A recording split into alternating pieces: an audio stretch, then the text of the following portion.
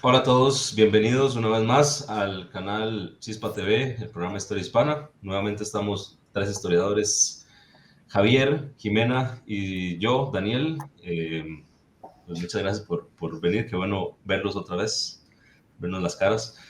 Hoy vamos a estar hablando de un tema que compete de nuevo todo el Imperio Español, pero esta vez va a ser centrado en el otro lado del Atlántico. Depende de donde ustedes lo vean. Si son españoles es de su lado del Atlántico, si son americanos es del otro lado. eh, Se llama la Guerra de Sucesión Española. Es quizá uno de los conflictos más interesantes porque trae muchísimos cambios a la forma de administración del imperio. Ahorita pues vamos a entrar ya en materia, pero simplemente como resumen, el último rey de los Habsburgo, Felipe II, si no me equivoco, Carlos. Carlos II. Eh, Carlos II fallece sin dejar descendencia y pues a pesar de que él había dicho que su heredero iba a ser Felipe de Anjou, este sí es Felipe, pues los Habsburgo en Austria dicen que no, que ellos van a ser pues, la casa gobernante, van a seguir siendo y no van a ser los Borbones franceses. Entonces está ahí una guerra en Europa, poca repercusión tendrá en América como guerra, como tal, pero sí van a haber una serie de reformas que van a transformar el sistema imperial, eso lo veremos en el siguiente video, que se van a llamar las reformas borbónicas, que cambian absolutamente la forma de administrar el imperio español. Pero ¿qué es esta guerra de sucesión? Pues vamos a verlo a continuación. Javier, Jimena, gracias por estar acá. ¿Quién quiere empezar? Eh, bueno, yo quería nada más mencionar que un ejercicio numerológico para recordarse que es Carlos II es porque Carlos I es el primero de la línea Habsburgo en España, ¿verdad? Entonces empieza con Carlos I y termina con Carlos II, ¿verdad? Entonces nada más para mencionar ahí la curiosidad. Pues es muy interesante, en realidad no es mi fuerte, ni este periodo, ni este suceso en específico, pero repasándolo, me parece muy curioso, de verdad, cómo pues, tiene muchas características como una guerra mundial, o sea, en el sentido de que en realidad logra, digamos, dividir a Europa Central en dos, y pues en ese sentido, digamos, casi que cada país, cada reino toma, digamos, como su heredero, ¿verdad? Predilecto entre los Borbones y los Habsburgo. Y también me parece muy interesante, ¿verdad? Porque es una guerra que, si bien al fin y al cabo podemos decir que Francia ganó en muchos sentidos, también tanto España como Francia perdieron, ¿verdad? Por las repercusiones tanto económicas como geopolíticas, ¿verdad? Porque redefinieron por completo el mapa de Europa, al punto tal de que es cuando realmente España, el Imperio Español, pierde presencia en la mayor parte del continente europeo, ¿verdad? Porque antes teníamos, qué sé yo, que España o territorio de lo que conocemos como España y formaba parte del Imperio Español, del sur de Italia, de la zona flamenca, ¿verdad? Cerca de Bélgica y demás, bueno, Bélgica y demás. Y bueno, todo esto se pierde, ¿verdad? A partir de esta guerra. Entonces, ¿cómo esta guerra realmente redefinió el panorama político de Europa por los próximos 100 años? Javi. Pues sí, redefinió el mapa político de Europa y yo diría que tuvo unas consecuencias que se dejaron notar mucho en el tiempo, pero no solo aquí en España, sino en muchos otros lugares, ¿no? Hay que tener en cuenta que, por ejemplo, a la Gran Sucesión lo que marcó no solo la llegada de los Borbones aquí a España, el triunfo de los Borbones que pasarían a controlar a las dos potencias continentales más importantes del momento, España y Francia, sino que además una de las consecuencias más directas fue la pérdida de los territorios italianos, ¿vale? Cuando acabó la Gran Sucesión, finaliza con un tratado diplomático muy importante, que es uno de los tratados diplomáticos más importantes de la historia de Europa, que es el Tratado de Utrecht, que se llama así por la ciudad holandesa donde se firmó, en Utrecht. Y una de las cosas que estipulaba este tratado era que la corona española renunciaba a todos los territorios que habían formado parte de la monarquía desde la llegada de Carlos I, desde que Carlos I de España y V de Alemania había heredado de territorios por todo Europa. Entonces eso lo que va a hacer es que, por un lado, cuando se pierdan los territorios italianos y se pierdan también los Países Bajos, hace que la monarquía española se desprenda de un lastre muy grande que tenía con los territorios europeos. O sea, los Países Bajos es el caso paradigmático, ¿no? Porque había sido una fuente de problemas, de deudas y un quebradero de cabeza durante muchísimas décadas. Y bueno, perderlo, aunque parezca así de bote pronto, bueno, perder un territorio como algo malo, lo cierto es que la monarquía salió ganando en buena parte al perder esos territorios. Y eso lo que hizo es que la atención política de la monarquía pudiese centrarse exclusivamente en América. Así que durante el siglo XVIII a lo que asistimos es a que el Imperio Español consigue su máxima extensión territorial en las Américas, precisamente porque ya no tiene que ocuparse tanto de territorios europeos que mantener, para empezar. Y otra de las cuestiones más importantes que muchas veces no se tiene en cuenta, muchas veces no se menciona, a pesar de que es obvio, es que la guerra de sucesión marca el inicio de los intereses austriacos sobre Italia, ya que Austria luchó del bando habsbúrgico durante la guerra de sucesión y bueno, los ejércitos austriacos entraron en Italia en sucesivas ocasiones durante la guerra de sucesión. Cuando se firmó el Tratado de Utrecht, los territorios italianos de España se pierden en favor de Austria y ahí es cuando se inicia, digamos, se inicia el proceso, bueno, se inicia el interés constante de Austria por Italia, que va a llegar hasta la Primera Guerra Mundial. En la Primera Guerra Mundial, Italia y Austria luchan en bandos distintos, precisamente porque Austria ya llevaba 200, cuando estalló la guerra en 1914, llevaba ya 200 años de interés sobre la península italiana. Así que realmente los ecos de la guerra de sucesión llegan muy, muy lejos. Me gustaría hablar justamente de los bandos que apoya cada uno de los aspirantes al trono. Porque esto, si bien es cierto, lo dice bien Jimena, es prácticamente una guerra mundial en el sentido de que son imperios que controlan regiones muy amplias del globo. Estamos hablando de Francia, estamos hablando de Gran Bretaña, estamos hablando de Portugal, estamos hablando de España y las coronas de Austria, también de bueno, los reinos italianos, que están que se están viendo enfrentados. Y pues en bandos opuestos, mirando quién va a heredar el Imperio Español, básicamente. Entonces, esto va a tener posteriormente repercusiones dependiendo, digamos, también del bando ganador. Porque una también de las condiciones que va a determinar, digamos, al final, el fin de esta guerra también va a ser que España, al asumir el trono, un Borbón, cede territorios que hoy son territorios pues fundamentales, como lo son Gibraltar, ¿verdad? Por ejemplo, Menorca, pues sí luego se recupera, digamos, pero también pasa a Gran Bretaña. Gibraltar, que hasta el día de hoy es británico, en esta guerra pasa de ser español a ser británico, ¿verdad?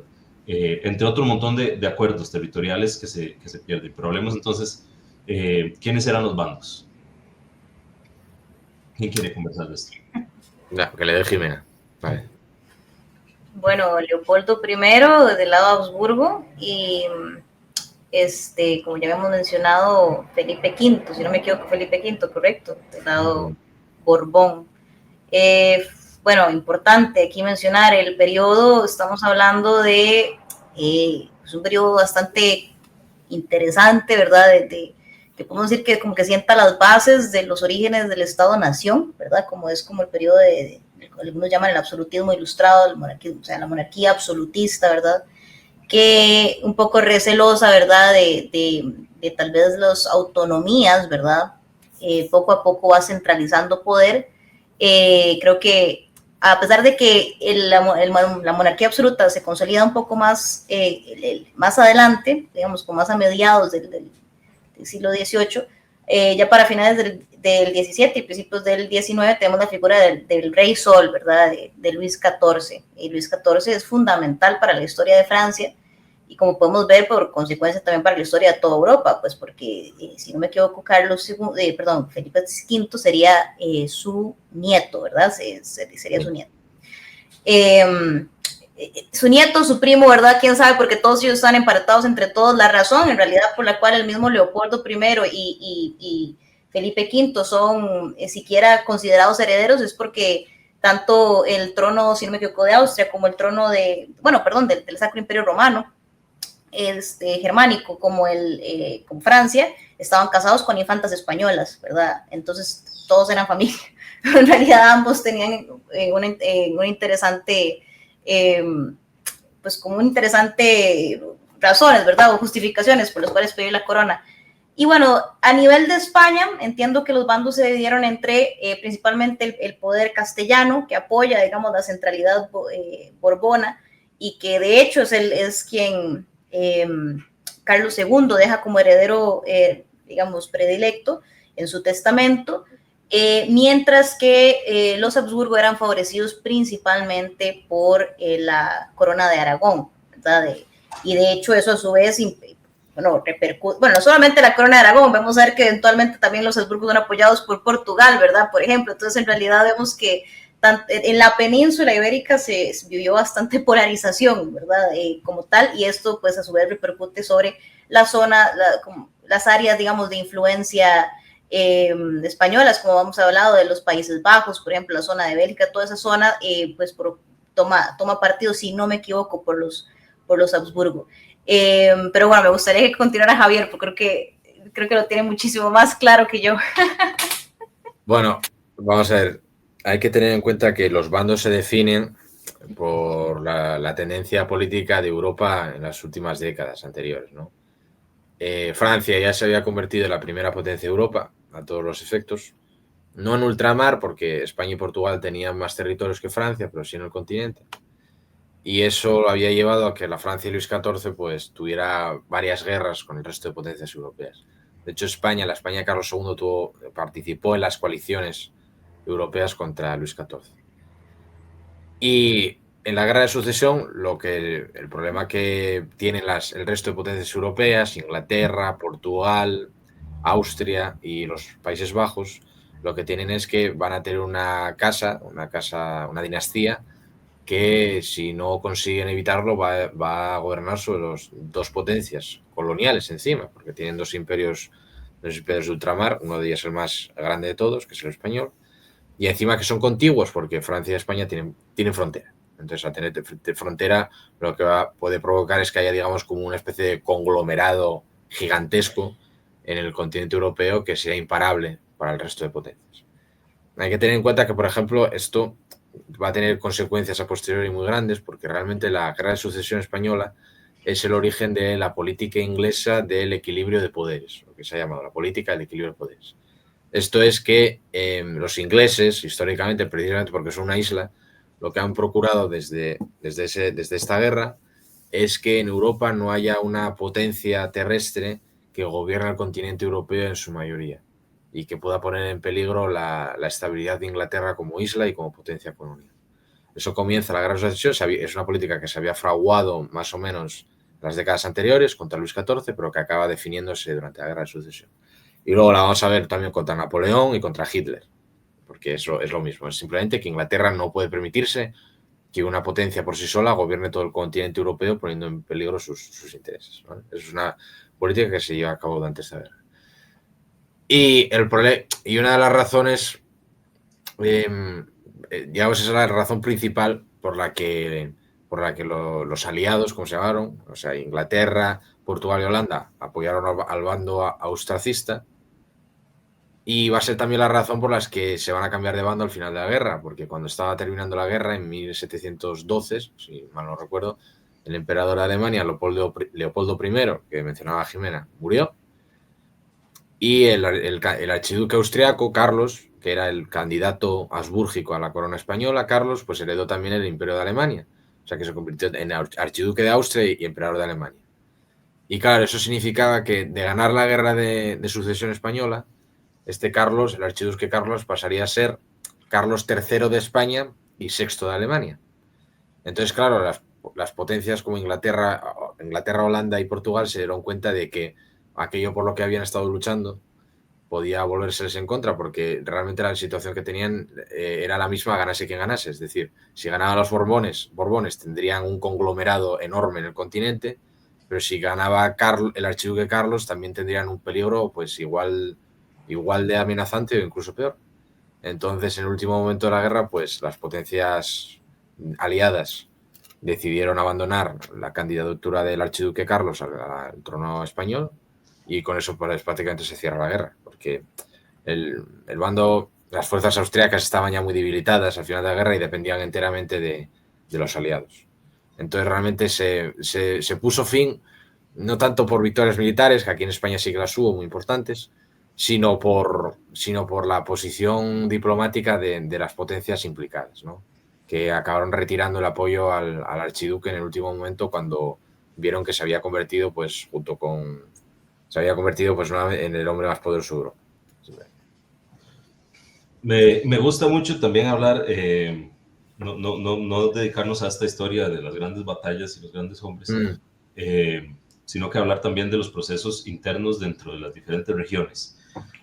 Igual en América mucho se habla, digamos, de los grandes libertadores, pero no se habla de los procesos internos que habían surgido entre las diferentes clases de América, digamos, para el periodo de la independencia. Aquí también podemos ver, digamos, lo que podríamos llamar guerras civiles. En el caso, por ejemplo, de los Países Bajos, tenemos una guerra civil que sí se puede catalogar como tal, en los que una parte de la población apoyaba el mandato español y otra parte de la población apoyaba una suerte de independencia a favor de la Casa de Orange.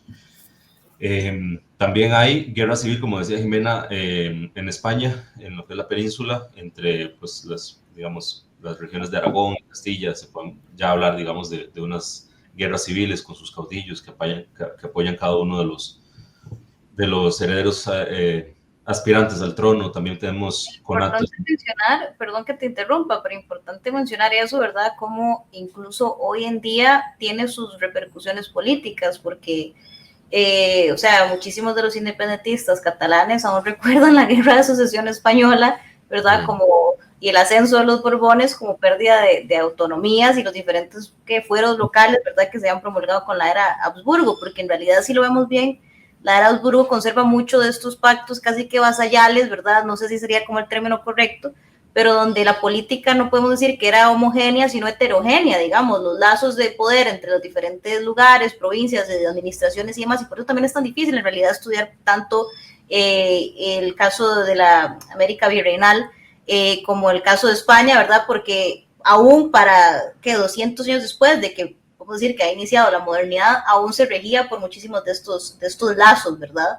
Irregulares, de privilegios estamentales, ¿verdad? De un montón de cosas que incluso hasta hoy en día los historiadores nos hacen decir como, bueno, es que en realidad es muy complicado, porque no es como este derecho positivo al que estamos acostumbrados hoy en día y el que surge con los Estados-Nación, en donde si hay para todos hay patadas, ¿verdad? O sea, donde es muy claro leer la Constitución. Ese tipo de cosas como tal se vuelven más complejas y es una lucha entre, bueno, esta visión más centralista de Estado, ¿verdad? Como que auspician los Borbones, que, bueno, yo sé que tampoco podemos ser tan absolutos en ese sentido, porque tampoco es como que Luis XIV en realidad fuese 100% exitoso en esa centralización, pero bueno, fue un gran impulsor de esta misma. Y mientras el Habsburgo, que prometía, digamos, una continuidad de estos privilegios con élites locales y los tratos diferenciados, ¿verdad? Entonces me parece muy interesante ver también eso que decías, Daniel, de dejar de verlo por los grandes hombres, ¿verdad? Yo creo que es algo muy interesante que hay que empezar a discutir en la historia. Yo he visto que en el hispanismo, en el indigenismo, bueno, en todos estos ismos, ¿verdad? Que son lecturas vagas de la historia, típicamente se tiende a esto, ¿verdad? Lo que ya por lo menos en la historiografía se ha avanzado muchísimo, que es dejar de ver la historia como una noción de voluntad voluntad de hombres muy especiales de su época que lograron cambiar el curso de la historia, ¿verdad? Y ver la historia un poco más aburrida, ¿verdad? Un poco más producto de diferentes procesos y los hombres también importantes de esa época también producto de su contexto. Y no viceversa, ¿verdad? Como típicamente se empieza a abordar estos temas. Luego, porque también mencionaste el tema de los libertadores, y creo que últimamente también se está dando muy duro contra los libertadores, cuando los libertadores son producto también de su época, como cualquier otro, ¿verdad? Nada más mencionar eso por ahí. Sí, como decía, como venía diciendo, hay ciertos procesos, digamos, que se vienen desde las digamos, comillas, desde las bases sociales.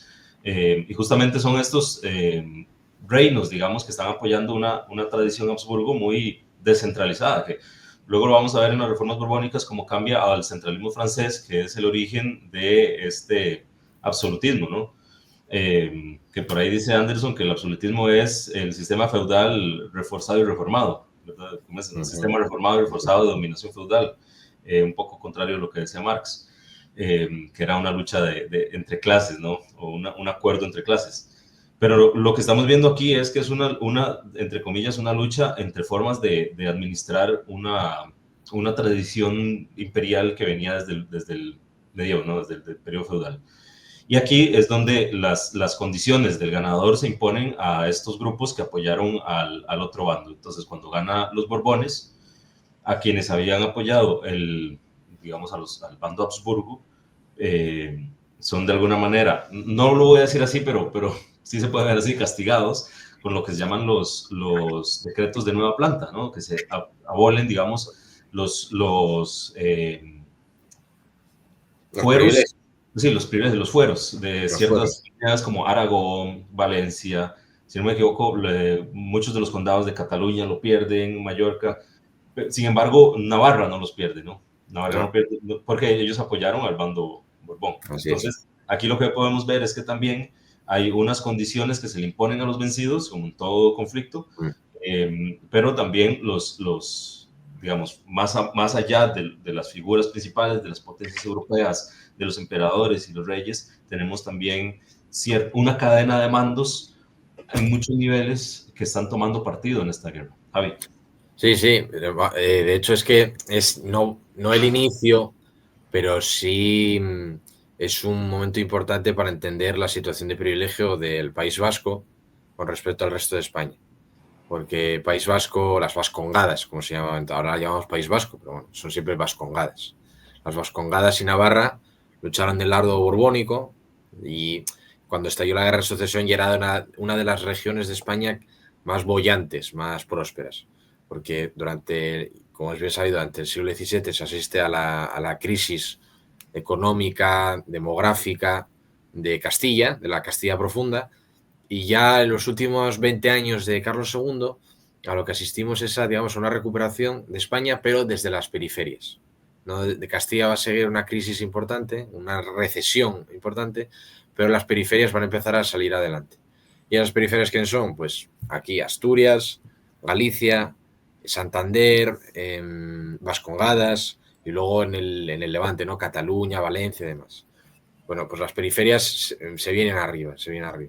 Entonces, los vascos y los navarros luchan del lado borbónico desde una posición inmejorable porque estaban a la cabeza ya de la recuperación económica de España junto con otras regiones, y eso lo que hace es que Felipe V los premie. Básicamente porque Felipe V lo que busca es como necesita afianzar el poder de su monarquía, necesita aliarse con ciertas noblezas, en plural, noblezas, como se llevaba haciendo desde la Edad Media.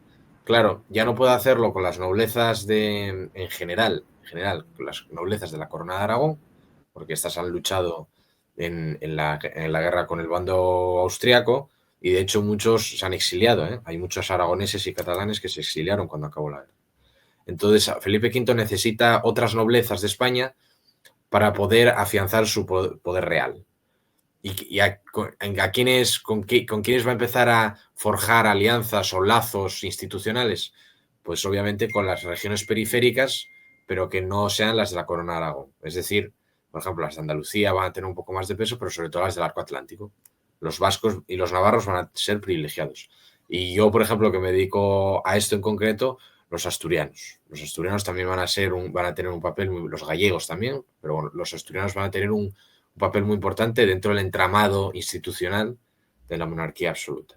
Y los vascos y los navarros van a tener un papel, privilegiado dentro de la monarquía, Y hasta tal punto que ahora aquí en España hay historiadores que han empezado a hablar de que en la corte, en Madrid, hay un partido vasco. Es decir, hay un grupo, un núcleo de población vasca que vive en Madrid, que son todos nobles, porque en Vascongadas hay una cosa llamada la hidalguía universal, es decir, que todos los vascos nacidos en Vascongadas son hidalgos, son del estamento privilegiado, y eso hace de que hay secretarios, hay funcionarios, hay consejeros que son vascos y que están asesorando, que están cerca del corazón de la monarquía. Los asturianos va a ser igual. Asturias luchó del bando monárquico y aunque no recibe los fueros y los privilegios que tienen vascos y navarros, también se puede hablar de un partido asturiano en la corte. Estás muteada, Jimmy. A mí me gustaría mencionar una cosita, que en esta misma línea de decir como de dejar de ver la historia como de estos grandes hombres y los grandes hitos y empezar a verlo como más como procesos, y también aplicaba el análisis materialista, ¿verdad? En el sentido de que hay razones socioeconómicas de peso, digamos, que dan a esta ruptura, no solamente el hecho de que un rey se haya muerto sin descendencia, ¿verdad? Porque no es la primera vez que un rey muere sin descendencia y las cosas no necesariamente son así de bélicas, ¿verdad? ¿En qué sentido? Bueno, ya mencionó Javier algo muy importante, que es el elemento geopolítico de que, bueno, no se puede tener tampoco un país en medio de Europa, y mucho menos uno, que tal vez, por ejemplo, otros países pueden tener otros, qué sé yo, desarrollos económicos, como por ejemplo las revoluciones industriales que ya se venían dando, ¿verdad? Por ejemplo, en el caso de Inglaterra y demás, no podían tener necesariamente a España en un poder o en una situación de poder tan amplio. Pero diciendo eso también por el tema del comercio transatlántico, ¿verdad? O sea, una gran parte de lo que impulsa realmente a Luis XIV de internarse en una guerra que al final le terminó costando importantes sumas de dinero, ¿verdad? Es el poder tener acceso al comercio con América, casi que el monopolio, es lo que él un poco quería, ¿no? Al fin y al cabo, ya la historia dirá si realmente los Borbones españoles se dieron todo como supuestamente quería Luis XIV, pero la realidad es que esas eran una de las situaciones principales detrás de cómo esta guerra fue el control del comercio transatlántico. Y yo creo que esto lo podemos enmarcar entonces justamente en un proceso de por qué se dan estas guerras civiles, por qué se dan estas luchas tan importantes entre dos bandos polarizados. Y me parece que tiene que ver mucho con que estas formas de gobierno, cuáles eran las que podían privilegiar más, por así decirlo, el desarrollo del capitalismo como lo conocemos hoy en día, por ejemplo, como lo que siempre se ha discutido en el caso de la guerra civil estadounidense, ¿verdad? Entre las luchas intestinas entre aquellos que querían seguir con un modelo esclavista y aquellos que querían seguir pues con un modelo más capitalista de explotación de trabajo asalariado, ¿verdad? Y ambos casos, o sea, genera una situación de polarización, genera una ruptura social, genera una guerra civil, y a partir de eso el bando que gana en realidad es el bando que podemos decir que de alguna forma era el más progresista para el desarrollo del capitalismo moderno. Yo les preguntaría a ustedes, ¿podemos hablar de la Guerra de Sucesión Española en estos mismos términos? ¿Podemos hablar de, por ejemplo, que los Borbones de alguna manera sí, servía muchísimo más a los intereses del desarrollo del capitalismo moderno que, por ejemplo, el modo más descentralizado Habsburgo? Es una pregunta que les hago a los dos.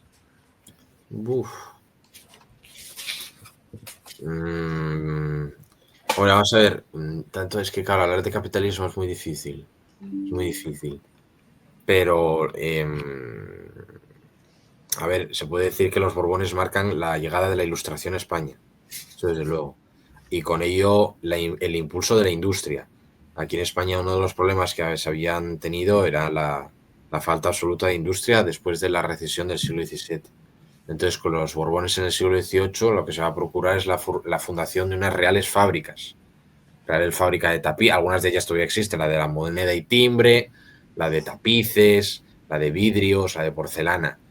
Pero son un experimento de fábricas reales que no, o sea, no como lo que hizo Inglaterra del open field, digamos, la venta de grandes terrenos sin vallar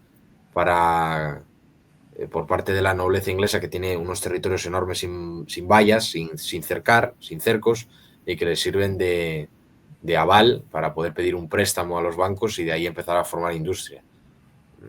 Aquí lo que se sigue es un modelo típicamente francés. Es decir, la de un Estado absolutista que lo controla todo, entre comillas. Que intenta potenciar la economía, pero desde el Estado, puramente. Entonces aquí las reales fábricas no responden a un sistema capitalista, responden al modelo ilustrado del monarca absoluto que quiere proveer al pueblo de lo que necesita, por así decirlo, de todo para el pueblo, pero sin el pueblo. Ahora bien, Yo creo que como en toda Europa, o sea, en el siglo XVIII es el momento del auge de cierta burguesía. Igual no al mismo nivel que en Francia e Inglaterra, pero aquí sí acontece el auge de cierta burguesía, Pero aún así la nobleza y la iglesia siguen teniendo la marca de identidad y la seña la siguen teniendo. En Francia hubo una revolución burguesa, la de 1789, la Revolución Francesa. En España no. En España los diputados de 1812, que son herederos del siglo XVIII, son, en su inmensa mayoría, son hidalgos y eclesiásticos. Entonces... Sí, yo tal vez podría decir que en ese sentido, digamos, analizando desde el modo de producción, quizá las reformas borbónicas, la centralidad del modelo francés, frena de alguna manera la posibilidad de que se desarrolle cierto capitalismo que podría haberse dado, y aquí estamos hablando de hubiera, que en historia ya sabemos que no existe, nos hubiera, pero la descentralización que tiene como característica la administración Habsburgo, por lo menos en América, había permitido la creación de manufacturas en América, bastante independientes, aunque dependientes de la corona, un poco más de creación, digamos, de la, entre comillas, casta de los comerciantes en América. Cuando las reformas borbónicas tratan de eliminar la autonomía digamos, de América, para empezar a tener la manufactura en la península y que América se dedique a la producción de materia prima, lo que crean es una disolución de estas incipientes industrias en América que podrían haber potencialmente sido como la base de un sistema más capitalista, podría decir yo, pero no lo son porque se destruyen en favor de lo que es el centralismo francés, ¿no? De característica borbónica, que al final la península no puede hacer la manufactura para toda la demanda de América, ni tampoco puede absorber toda la materia prima que se está produciendo en América. Entonces crea un desfaz que al cabo digamos, del final del 1700 está creando problemas para los comerciantes, que es una de las clases sociales más descontentas con la administración borbónica, que pues a la postre va a dar el apoyo de los comerciantes a estos independentistas. Por eso cuando la gente dice, sí, es que estos caudillos, Bolívar, traidor, no sé qué, sí, bueno, es que había toda una clase social que estaba apoyándolos porque se habían visto prácticamente perjudicados directamente en las reformas borbónicas. Pero ya hablando como más en términos de modo de producción, me parece que es muy complicado hablar de que el Imperio francés hubiera tenido la capacidad a través de su forma de administración de generar capitalismo, porque la característica principal de los británicos que desarrollan este capitalismo es, según Anderson, son tres bases fundamentales que básicamente las copian las potencias capitalistas que le siguen como Estados Unidos, que es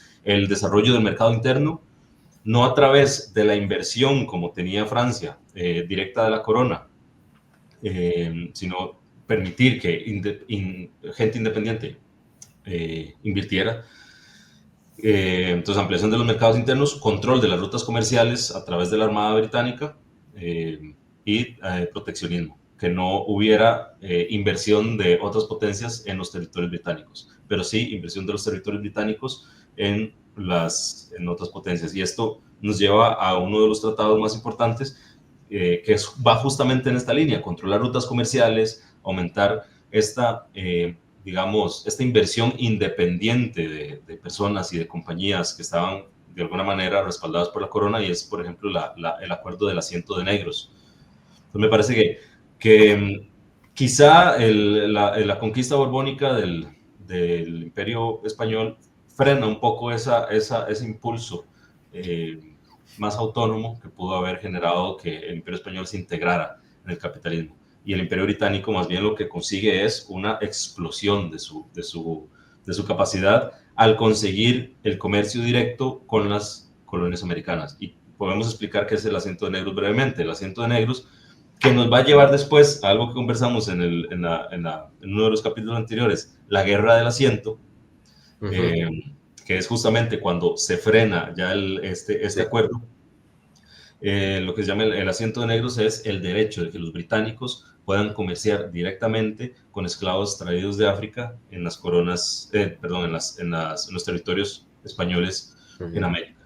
Que usualmente la corona, a pesar de que sí tuvo trato directo con esclavos, usualmente lo que hacía era recurrir a los portugueses para traer esclavos africanos, principalmente a Cartagena de Indias, y de ahí distribuirlos al resto de las zonas de América. Pero con el asiento negro lo que hace es acordar que quien les va a proveer esclavos va a ser el Imperio Británico. Y eso le da un control en el comercio transatlántico y en el Caribe a los británicos, que a la postre va a ser las bases con las que apoyan las independencias. Y por ahí vamos a tener que Belice, que era la Honduras británica, se crea a través de estos barcos comerciantes independientes británicos que logran asentarse en ciertas regiones muy específicas de América y que al final terminan utilizándolas como puntos de partida para avanzar hacia el apoyo a las regiones de América que se quieren independizar. Pero, pues no sé, si alguien quiere comentar algo al respecto. Sí, sí. No, estoy totalmente de acuerdo. Vamos.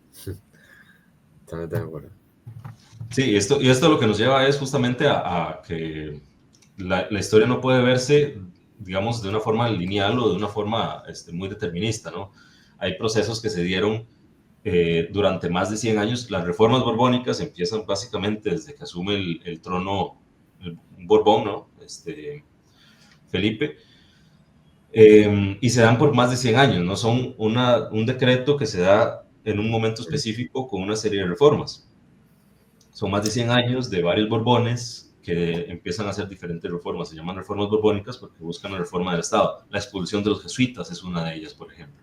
Entonces estamos hablando de que la Guerra de Sucesión Española determina desde el inicio de la guerra, ¿no? Desde que parte cuáles son los aliados de uno u otro bando, parte digamos, las relaciones internacionales entre los países europeos, pero también determina toda la forma de administración imperial, pues básicamente impulsa la Ilustración en España, y luego también con el Tratado de Utrecht y luego con el resto de reformas va a determinar las condiciones prácticamente las condiciones de vida y las condiciones de muerte del Imperio Español. Sí, no, y además hay que mencionar que la Guerra de Sucesión con la llegada del centralismo borbónico es el origen del Reino de España, realmente. Hay que tener en cuenta que, por ejemplo, siempre que se dice Carlos I de España o Felipe II de España, bueno, vamos a ver, eso es una cosa hecha a posteriori, mucho cuidado, porque Carlos I y Felipe II jamás tuvieron el título de reyes de España, ¿vale? Felipe II, por ejemplo, era Felipe II de Castilla, porque de Aragón era primero. Era Felipe II de Castilla y primero de Aragón. Así que hay que tener mucho cuidado. O sea, realmente las intitulaciones de los reyes de los Habsburgo, y anteriores a ellos, claro, pero también de los Habsburgo, incluían todos sus títulos. Rey de Castilla, de Aragón, de Navarra, de Portugal, con Felipe II, duque de Milán, rey de Nápoles, etcétera. Pero no tenía, o sea, eran intitulaciones que podían ocupar más de una hoja de la época, pero no existía el título de rey de España. Hay que tener cuidado. El primer rey que se hace llamar rey de España, pero que realmente no tiene mucho validez, su título es Felipe IV. Felipe IV, ayudado por su valido, que es el conde duque de Olivares, es el primero en utilizar formalmente el título de rey de España.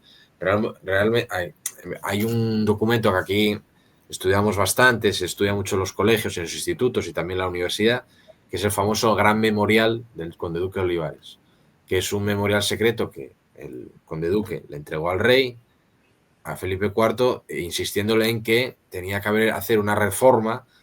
Claro, estaban en mitad de la guerra de los 30 años, había que sacar hombres y dineros por todas partes para poder mantener la guerra. Entonces, una cosa que insistió Olivares es que había que centralizar toda la monarquía para poder sacar gente y dinero de donde fuera. Entonces, una de las cosas que le insiste Olivares es que deje de ser rey de Castilla, de Aragón, de Nápoles y que pase a ser rey de España. Bueno, ese gran memorial fue rechazado. De ese gran memorial surgió lo que llama la Unión de Armas, que era un intento para descentralizar España, que fue rechazado fuera de Castilla, fue rechazada por todo el mundo y que es el origen de la rebelión de los catalanes y los portugueses en 1640 y que por tanto hay que tener en cuenta que lo de rey de España, el reino de España, El primero fue Felipe IV, y no de manera efectiva porque el título no tenía realmente consecuencias prácticas. El primero en utilizar el título de rey de España sobre un reino, sobre un reino ya formal creado, que era el Reino de España, fue Felipe V, fue el primero. Entonces hay que tener en cuenta que la primera vez en la historia donde vemos una España unida, realmente unida, en un único reino que responde a una única administración, fue con los Borbones en el siglo XVIII, fue con Felipe V. Y eso es una cosa que guste o no guste. Sí. Cabe recalcar también que fue con los Borbones que se eliminan los virreinatos, ¿verdad? Y pasan a existir las capitanías generales. Entonces, por ejemplo, cuando... por eso es que también me molesta un poco cuando hay tanta animadversión al término colonia, para hablar de la época de la modernidad americana temprana, porque pues es muy confuso. El término colonia es cierto que no se utiliza por parte de los Habsburgo, o por lo menos no forma parte como tan amplia de su del léxico administrativo, pero sí, claro que lo es de los Borbones. Es la primera vez que se empieza a utilizar el término colonia para referirse a América, ¿verdad? Y ese tipo de cosas como que siempre se obvian, ¿verdad? Cuando esto es el contexto, es el preámbulo, ¿verdad? A la guerra de la independencia, ¿verdad? Porque muchas veces dicen, no, es que, por ejemplo, por eso el tema del hispanismo para mí cuando se trata de fundamentar en el pasado, ¿verdad? En sociedades prenacionales, siempre cae un poco en una suerte como de idealismo, ¿verdad? Como que no se sostiene sin muchísimos huecos. Por ejemplo, si gran parte del periodo de los virreinatos que tantos reclamaban por los hispanistas, digamos, para el caso americano y su conexión con España, pues todo ese periodo también estaba todo el sur de Italia integrado a la corona española. En todo ese periodo también está integrado, por ejemplo, en el periodo Habsburgo, ¿verdad? Está integrado toda esta zona, digamos, de los Países Bajos. Los tomamos en cuenta a la hora de hablar de la hispanidad, ya que fueron gran parte de este proyecto. O vamos a empezar a contar a partir de los Borbones, cuando ahí sí ya empezamos a hablar de que las prácticas centroperiféricas, los términos, por ejemplo, coloniales, ya se empiezan a utilizar más y se empiezan incluso a fraguar más las divisiones, por ejemplo, que para mí me parecen muy contradictorias. En realidad no termino de entender el por qué, o sea, entiendo el porqué de la justificación, pero no termino de entender como el razonamiento detrás, de entre los criollos y los peninsulares, ¿verdad? Que al fin y al cabo básicamente son el mismo grupo social, pero unos tienen mayores privilegios que otros dependiendo de su lugar de nacimiento, indiferentemente si todos son españoles, ¿verdad? Entonces, evidentemente estas divisiones estamentales existían con los austrias, pero empezaron a profundizarse estas divisiones con los Borbones. Entonces, o sea, me parece muy interesante, ¿verdad? Como analizar este periodo y contraponerlo, por ejemplo, los discursos que hoy en día nos aparecen en redes sociales, ¿verdad? Cómo es importante, personalmente considero, y tal vez aquí como un poco a modo de comentario, cómo tenemos que ver más para el frente que para atrás para poder cimentar la construcción de esta unidad que tanto hablamos, ¿verdad? Ver que, por ejemplo, no habría muchísimo, para mí personalmente considero, mucho interés en estas discusiones semánticas, ¿verdad? De si era colonia, si era virreinato, si lo empezamos a ver así como lo estamos viendo ahora, ¿verdad? Ver el proceso profundo, verlo sin tomarnos lo personal, ¿verdad? Es que es el tema. Para mí yo creo que es que la historia esta historia politiquera que se está haciendo ahora, que se está tomando o está volviendo a estar de moda, es que la gente se toma muy a personal la historia, cuando nosotros somos producto. Sí. No tenemos que justificar nada. Sí. A mí en concreto me hace mucha gracia, yo que lo veo desde este lado del Atlántico, bueno, yo como republicano absoluto, yo deseo la abolición de esta monarquía con todo lo que quiera. Eso, vamos. Republicano absoluto. A ver cuándo tenemos una república como allí. Pero el problema es que yo una de las cosas que veo es que cada vez la monarquía aquí está perdiendo apoyos de la derecha, porque aquí la monarquía se sostiene sobre todo por la derecha, pero está perdiendo apoyos también la derecha. Entonces yo cada vez veo más gente que abomina completamente de la Casa de Borbón. Entonces ven como la llegada de los Borbones hace 300 años como, digamos, una especie como de subordinación a los intereses de Francia y estas cosas. Bueno, eso es completamente mentiras. La Casa de Borbón, cuando llegó aquí, se españolizó, vamos a decir, se españolizó muy rápido, se españolizó muy rápido. los hijos de Felipe V eran prácticamente españoles, o sea, Luis I, Fernando VI eran españoles de pura cepa, y Carlos III, aunque nació en Italia, español también casi de pura cepa, se españolizaron muy pronto. Y segundo es que son los fundadores de la España moderna. O sea, que aquí siempre hay muchas generaciones de españoles que han sido educadas ya desde pequeños con un mito fundacional, que es el de que los reyes católicos fundaron España, la unieron. Eso es mentira. Los reyes católicos no unieron España. Eso es mentira. Ni ellos, ni Carlos V, ni Felipe II. Los reyes católicos se casaron y formaron un matrimonio. Pero ese matrimonio no implicó la fusión de sus coronas. Las dos coronas permanecieron una separada de la otra. Punto. No tuvo nada que ver. Luego, cuando llegó su nieto, Carlos, sobre su persona recayeron los diferentes títulos. Pero eso no significa que los reinos se junten, ¿de acuerdo? O sea, Nápoles, Sicilia, Milán, Países Bajos, Castilla y Aragón son dominios diferentes que permanecen dispersos, o sea, permanecen separados, solo que tienen una cosa en común, que tienen el soberano, comparten el mismo soberano. Son diferentes personas jurídicas que recaen sobre la misma persona física, ¿de acuerdo? Pero punto y se acabó, o sea, no tiene nada que ver. Cuando llegaron los Borbones, ¿este esquema seguía siendo el mismo? Sí, claro, seguía siendo el mismo porque la soberanía seguía recayendo sobre un rey, que era rey por la gracia de Dios, ¿de acuerdo? Pero los Borbones lo que hicieron fue arrasar todas las instituciones que no eran castellanas y lo rejuntaron todo en un único reino, que era el Reino de España. Entonces, el verdadero fundador de la España moderna, los verdaderos fundadores, son los Borbones. O sea, son una casa real extranjera, son unos extranjeros franceses que trasplantaron aquí el modelo administrativo que se aplicaba en Francia. Bueno, algo muy diferente también, no muy diferente pasó en Inglaterra con los reyes normandos, si lo pensamos bien. Claro. Sí.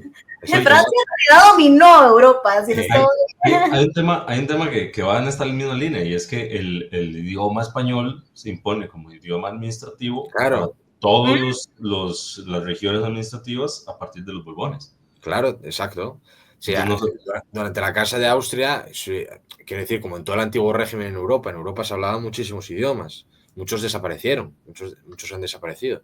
Pero aquí, por ejemplo, en España, sí es verdad que se conservan, somos de los sitios de Europa donde más se conservan, pero aquí se hablaban muchísimos idiomas. O sea, desde el árabe en Granada y en las Alpujarras, que había gente que seguía hablando árabe después de Granada, después de la toma de Granada, el valenciano en Valencia y en Baleares, el catalán en Cataluña, el vasco en Vascongadas, el gallego. Aquí en Asturias hablaban varios bables, lo que llamamos bables, una serie de lenguas dispersas en distintos valles que también eran habladas al margen del castellano.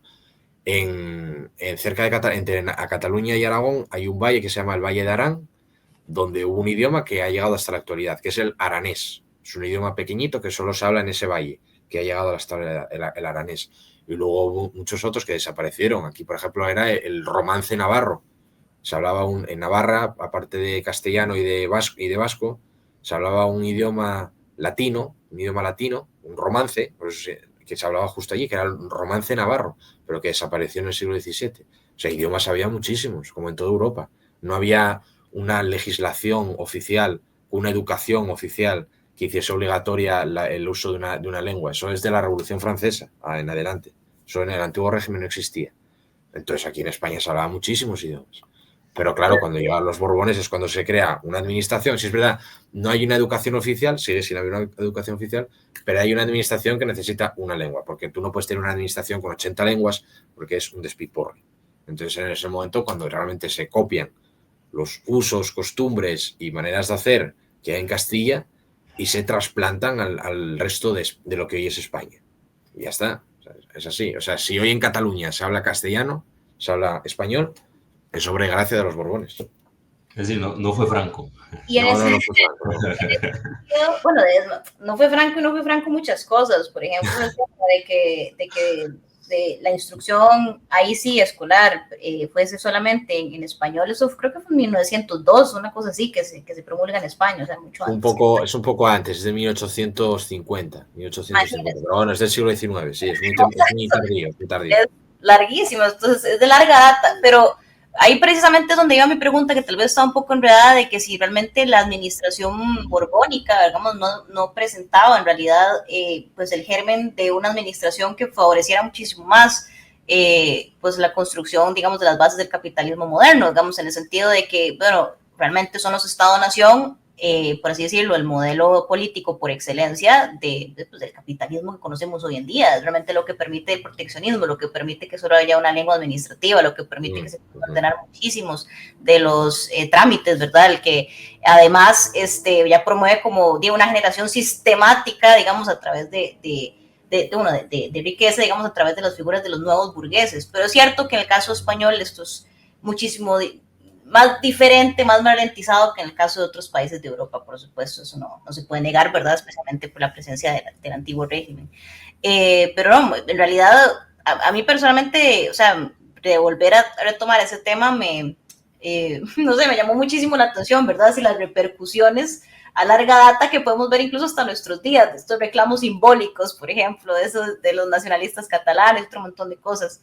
Pero bueno, yo voy a insistir que a pesar de que obviamente hoy hablamos de puros hombres y de épocas y de grandes batallas, sí, que esa no es la base, digamos, de la discusión. Eso simplemente casi que son como los actores que nos permiten ubicarnos en el espacio y tiempo, pero que al fin y al cabo hay fuerzas, por así decirlo, mayores en juego. Nada más que esas fuerzas son un poco más difíciles de nombrar que decir, pues obviamente Carlos II o tercero, etcétera, ¿verdad?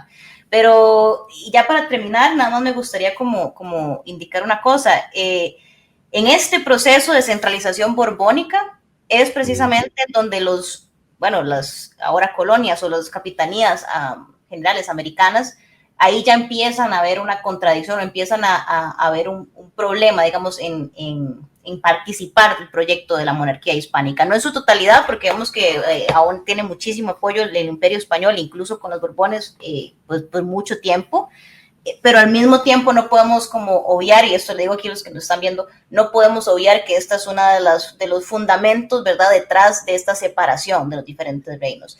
Además, importante recalcar, la misma balcanización americana también es de larga data. No podemos decir que, por ejemplo, éramos un solo reino unificado, que vivíamos todos en paz y que era maravilloso. Evidentemente, el hecho de que se haya balcanizado nuestra región tiene su relación con las élites locales, con privilegios estamentales, ¿verdad?, que terminan por redefinir nuestro mapa. Entonces, casi que esa es una reflexión para decir, veamos las consecuencias, veamos las cosas como un proceso y dejemos de verlos por hombres, fechas o cosas así como si fuera una historia de niños. La historia es más aburrida, es más compleja, pero es importante no tomárselo personal.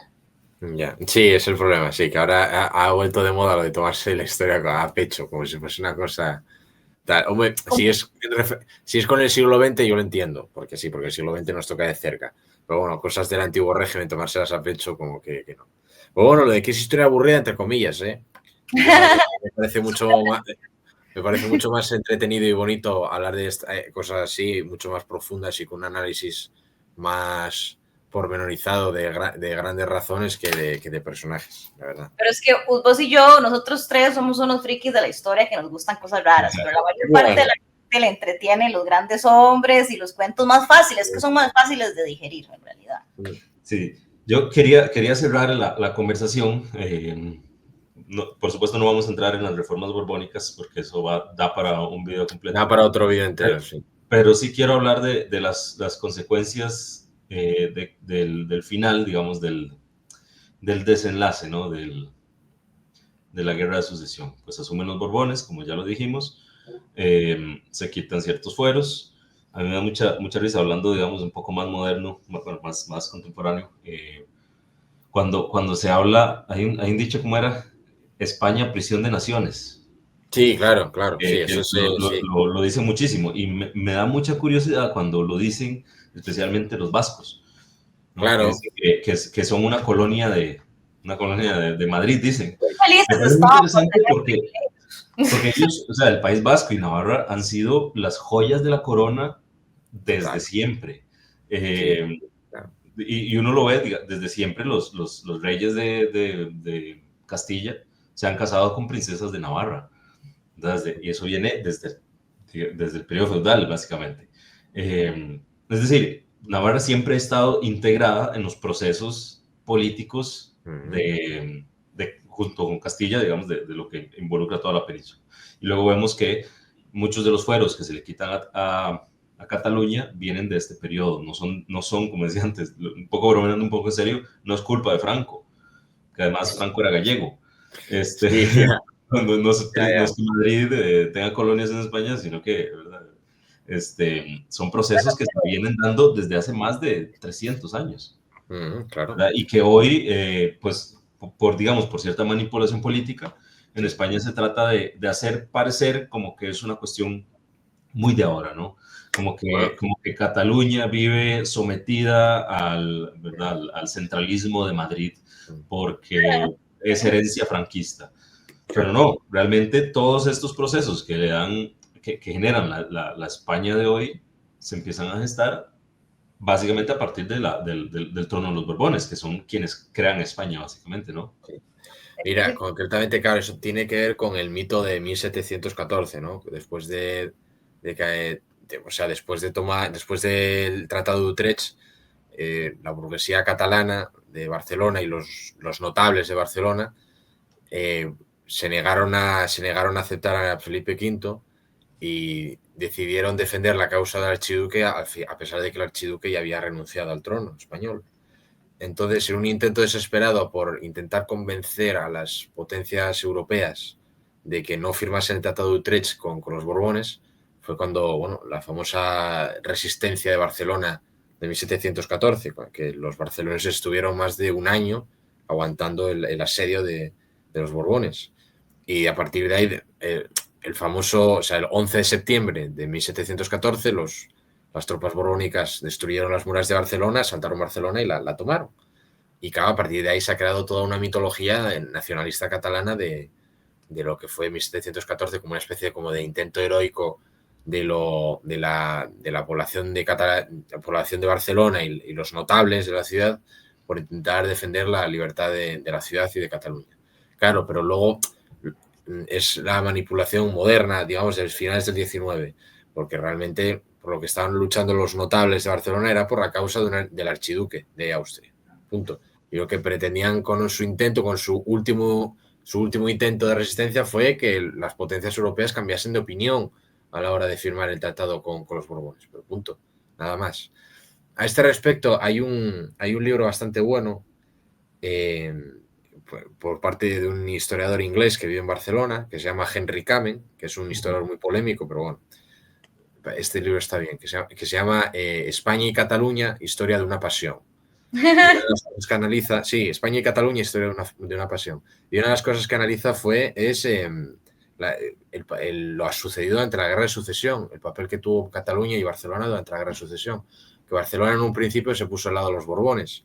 Luego, cuando entró el archiduque, pasó a estar en manos de los austriacos, se pasó al bando austriaco. Y luego parte de Cataluña sí que apoyó la causa borbónica. Entonces, es un tema que se ha manipulado mucho y se ha visto a posteriori de una forma totalmente retorcida como no fue. Entonces, bueno, sí. Que eso es muy interesante, ¿verdad? Como, y un poco va en la línea de lo mismo que decía, cómo se utiliza maniqueamente la historia, ¿verdad? Cuando estamos hablando de, en todo caso, sociedades prenacionales. O sea, claro, no existía la nación catalana, ni por asomarse, tampoco existía la nación ni española, o sea, pero se hace un presentismo histórico a la hora de convenientemente agarrar la historia y decir, bueno, esto me conviene para mi narrativa, que es justamente lo que hay que evitar, ¿verdad? Esa instrumentalización de la historia, pero realmente que no es una instrumentalización que uno dice positiva, útil, pragmática, ¿no? Es una instrumentalización casi que para prostituirla, ¿verdad? Porque no tienen la intención realmente de solventar nada, tienen la intención de cimentar históricamente un conflicto, una polarización. Cuando, si somos sinceros, o sea, como decían ustedes, o sea, el caso de las vascongadas, muy felices estaban cuando tenían privilegios de comercio, ¿verdad? Porque privilegios de comercio tenían en América importantísimos. Simón Bolívar era vasco, al fin y al cabo.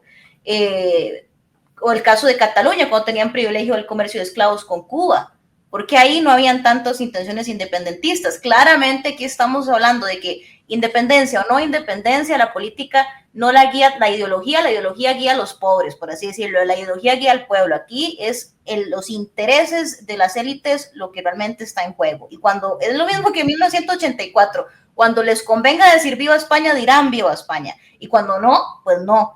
Pero es un tema de conveniencia y nos utilizan a nosotros como di su carne de cañón, nos utilizan al pueblo, tanto en el caso español como en el caso de América, como en todo momento, nos utilizan como carne de cañón, ¿verdad?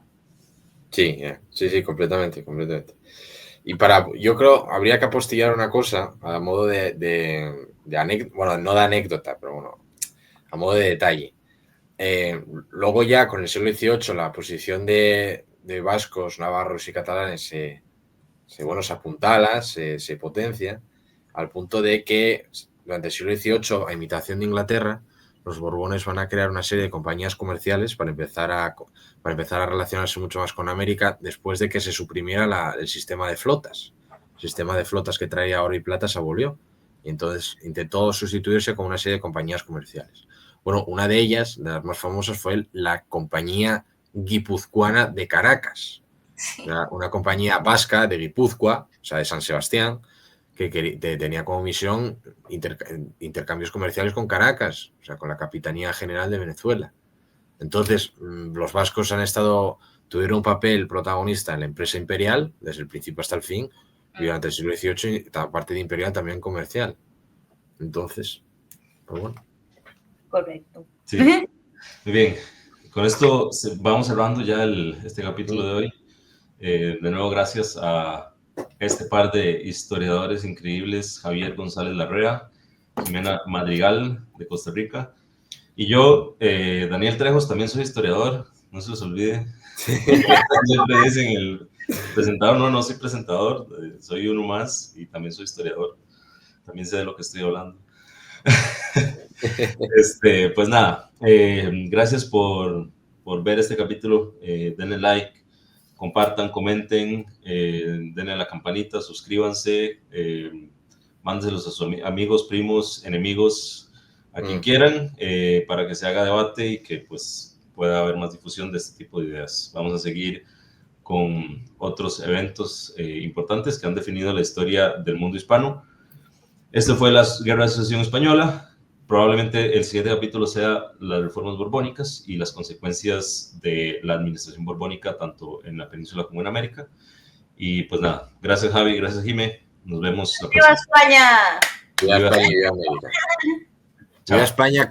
Como se dice aquí, como dicen los republicanos dijeron durante muchos años, ¡viva España con honra!